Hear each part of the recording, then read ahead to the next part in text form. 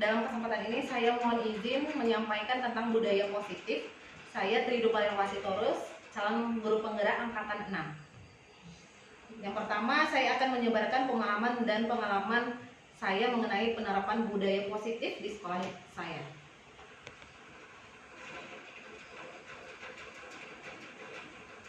Oke, kita perlu tahu apa itu disiplin positif dan nilai-nilai kebajikan.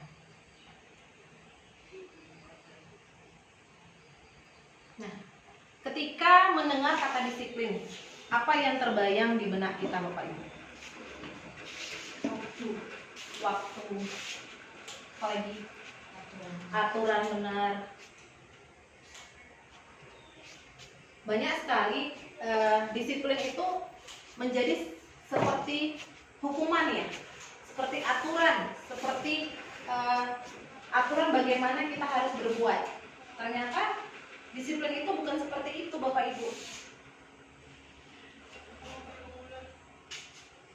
Karena apa? Karena dengan memberikan hukuman ternyata itu menjadi suatu ancaman bagi siswa. Menjadi apa? Menjadi suatu momok, jadi suatu ketakutan. Jadi motivasinya jadi berubah. Ketika mereka melakukan sesuatu dengan adanya hukuman, mereka berubah motivasinya bukan dari kesadaran diri, bukan dari intrinsik, tetapi apa? Takut dengan ancaman. Baru apa lagi? Misalnya dia pengen dipuji oleh guru. Tetapi disiplin positif bukan seperti itu, Bapak Ibu. Nah, di samping disiplin positif, ada nilai-nilai kebajikan yang memang sudah akrab di telinga kita, yaitu profil pelajar Pancasila. Oke. Sebelum menerapkan disiplin positif, kita harus tahu dulu karakteristik kebutuhan dasar manusia. Ternyata kebutuhan dasar manusia itu bukan hanya primer, sekunder, apalagi tersier. Ada 5 kebutuhan dasar manusia, termasuk anak didik kita. Yang pertama apa? Bertahan hidup. Yang kedua, kesenangan. Yang ketiga, cinta dan kasih sayang. Keempat, penguasaan. Dan kelima, kebebasan. Nah, teori Maslow ini. Iya, benar sekali, teori Maslow. Jadi artinya kita harus tahu apa sih kebutuhan dasar yang harus dipenuhi siswa ini. Dengan mengetahui 5 kebutuhan dasar manusia ini, kita bisa menerapkan budaya positif di kelas kita. Nah, di dalam menerapkan budaya positif itu ada namanya yang hukuman, ada namanya konsekuensi, kemudian ada restitusi. Nah, restitusi ini adalah tindakan yang terbaik daripada hukuman dan konsekuensi. Dan ada 5 sifat dari guru. 1, penghukum. 2, pembuat rasa bersalah. Yang ketiga, teman. Yang keempat adalah pemantau. Dan yang terakhir adalah manajer. Sekarang saya akan nanti di MGMP berikutnya saya akan menunjukkan lagi bagaimana sih dengan posisi kontrol seorang guru. Ada 5, nanti saya coba jelaskan lagi di MGMP. Sebaiknya Bapak Ibu kita memberikan restitusi untuk menanamkan disiplin positif, bukan hukuman ataupun konsekuensi. Karena apa? Karena restitusi itu kita melakukan pendekatan kepada anak. Misalnya ketika dia datang terlambat, biasanya kalau kita sebelum mengetahui bahwa restitusi yang harus kita lakukan, kita akan bertanya, kenapa kamu datang terlambat? Bukan begitu Bapak Ibu? Yang pertama kan, setelah itu datang lagi, terlambat lagi. Seperti itu, jadi itu hukuman. Jadi dengan kata-kata itu malah membuat anak semakin jadi merasa terancam. Sebaiknya apa yang kita katakan? Kalau menurut ibu-ibu harusnya apa? Ketika seorang siswa terlambat dan itu selalu dilakukan, harusnya apa yang kita lakukan? Kasih saran supaya tidak terlambat lagi. Misalnya dia kalau bangun, berarti sarannya tolong tidurnya lebih cepat. Yes. Sehingga tidak terlambat lagi. Iya, benar sekali Bu. Jadi bukan kita mematahkan mental dia ya. Jadi karena kebanyakan paradigma lama itu kita seperti itu. Termasuk saya ini ada Jadi ketika dia datang terlambat, maka saya dengan cepat mengambil tata tertib sekolah. Kemudian saya bilang, kamu melanggar poin ini. Saya catat di jurnal dengan bangganya. Tapi saya setelah belajar di pendidikan guru penggerak ini, mulailah paradigma lama itu saya ubah pelan-pelan, berproses Bapak Ibu. Jadi banyak sekali manfaat yang saya dapatkan ketika mengikuti guru penggerak ini yang ilmunya tidak saya dapatkan di tempat lain. Jadi bagi Bapak Ibu memang yang punya kesempatan silakan ikut ke calon guru penggerak angkatan 8 dan 9. Oke, saya lanjut lagi ya Bapak Ibu. Nah, tujuannya apa yang kita lakukan ketika restitusi? Yang pertama, kita akan menstabilkan identitas.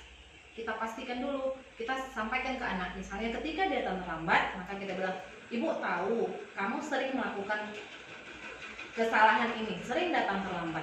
Tidak apa-apa, tetapi tanyakan lagi, bagaimana seharusnya yang kamu lakukan? Nanti mungkin dia akan mengatakan nggak tahu. Kebanyakan gitu ya, nggak tahu. Masa kamu nggak tahu kalau kamu datang terlambat itu harusnya bagaimana? Saya pasti dihukum, Bu. Iya, Ibu ini bukan menghukum kamu, tapi Ibu menanyakan, kenapa kamu bisa terlambat lagi? Baru dia cerita. Itu kita memang harus lebih sabar, lebih mengontrol emosi. Jadi kebanyakan kita belum punya ilmu itu, belum punya kemampuan itu. Jadi sama-sama kita belajar berproses bahwa anak-anak itu untuk dituntun, bukan untuk dituntut. Ya Bapak Ibu ya. Nah, setelah itu saya pernah melakukan praktek segitiga restitusi. Ini sepertinya videonya kalau di sini nggak muncul ya, kalau PDF ya. Oke, ini Fajar. Saya udah izin sama Fajar itu. Saya udah buat video dan buat di YouTube. Fajar ini adalah kasusnya dia memerlukan 5 kebutuhan dasar manusia. Jadi semuanya dia perlu. Kebutuhan bertahan hidup,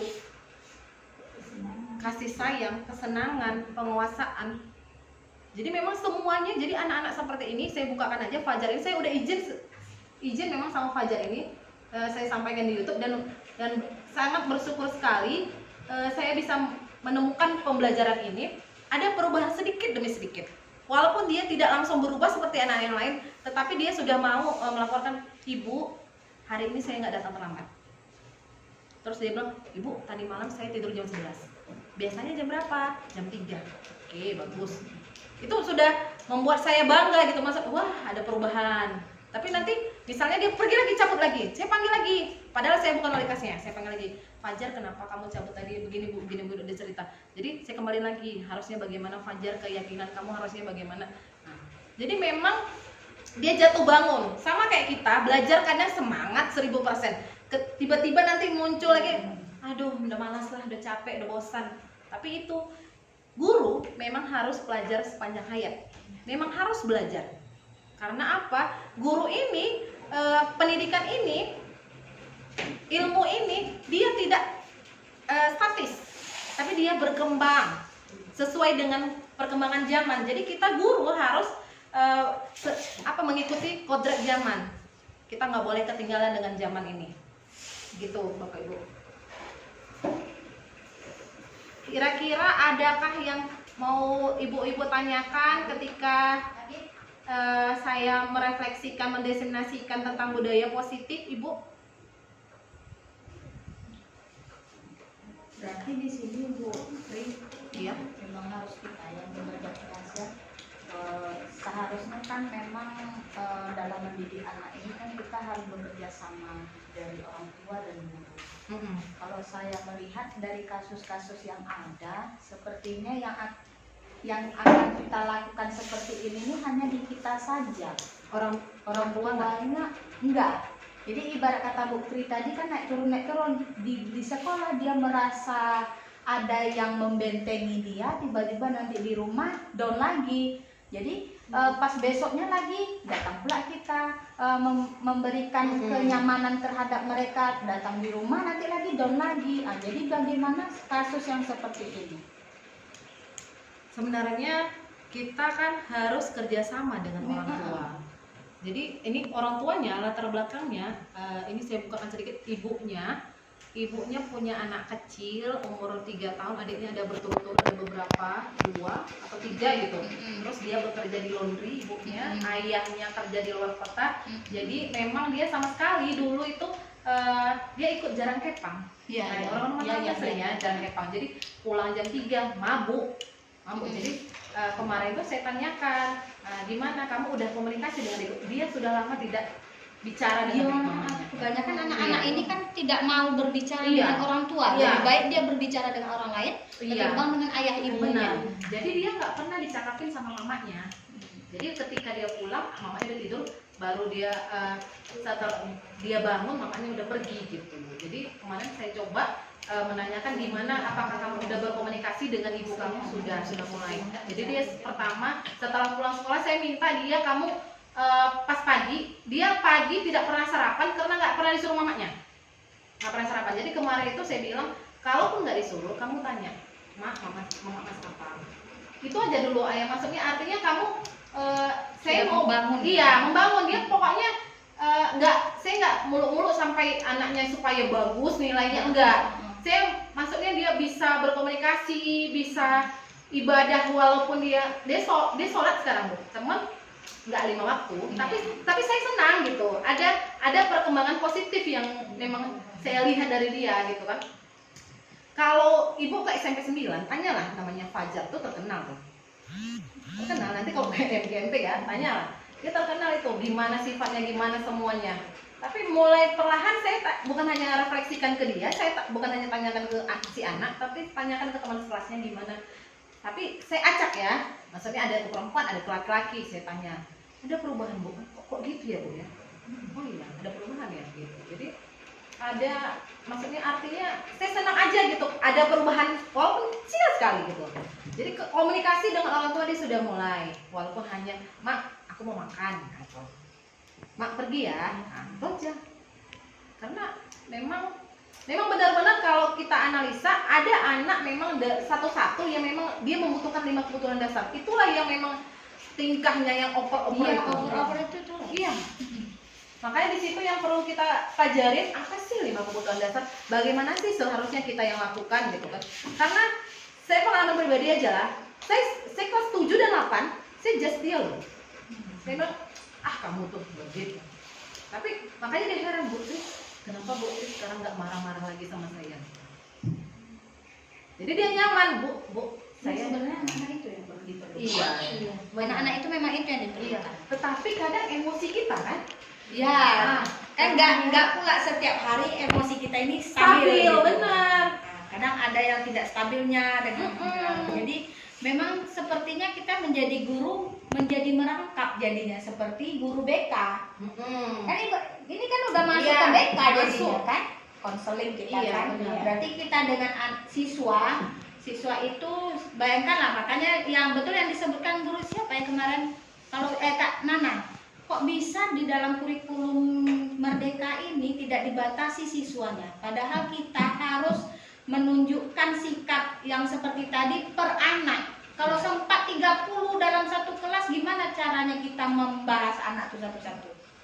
Jadi harus ada maksimal dalam satu kelas itu agar kita bisa memantau anak itu satu persatu. Iya. Bagaimana kehidupannya. Bayangkan sampai ke rumahnya pun kita harus memantau. Iya. Ya kan? Nah itu.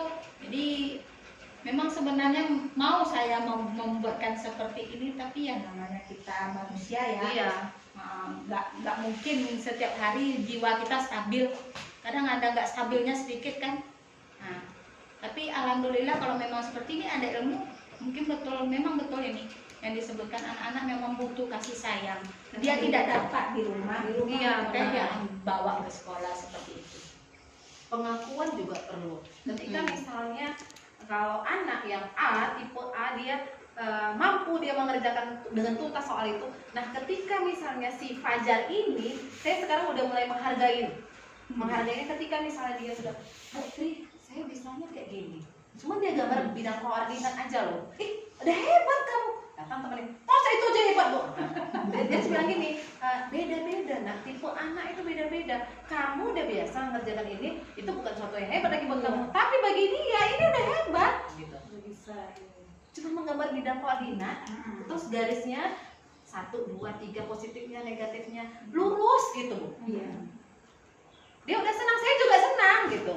Artinya kita mulai memang mau berproses, kita mau berproses. Iya. Jadi kalau belajar ini kan artinya mengingatkan bahwa harusnya tindakan kita seperti ini. Saya juga pernah melakukan yang sama, penghukum. Saya sering dulu penghukum. Tapi dengan belajar untuk mengontrol emosi, semakin belajar bagaimana yang harusnya kita lakukan. Jadi semakin pokoknya berproses. Jadi nggak bisa memang lambat laun langsung berubah semuanya. Memang perlu proses lah dan perlu ada dukungan. Yang satu ya pastinya dukungan dari ini kan kepala sekolah, ya rekan sejawat gitu lah. Jadi itu yang memang saya bisa bagikan tentang budaya positif Ibu-ibu. Mudah-mudahan apa yang saya sampaikan ini ada manfaatnya buat kita semua, dan nanti saya izin juga di MGMP nanti akan menyampaikan 5 posisi kontrol tentang guru. Ada kita nanti di situ nanti saya kasihkan kuesioner juga di mana sih sebenarnya posisi kita yang selama ini. Ibu nggak usah kumpul lagi ke saya, maksudnya artinya pelajarin aja seharusnya di mana. Jadi artinya ada evaluasi buat kita, ada refleksi seharusnya saya bagaimana gitu. Cukup sekian dari saya. Terima kasih buat perhatiannya ibu-ibu semua. Sampai jumpa di lain waktu. Oke, thank you.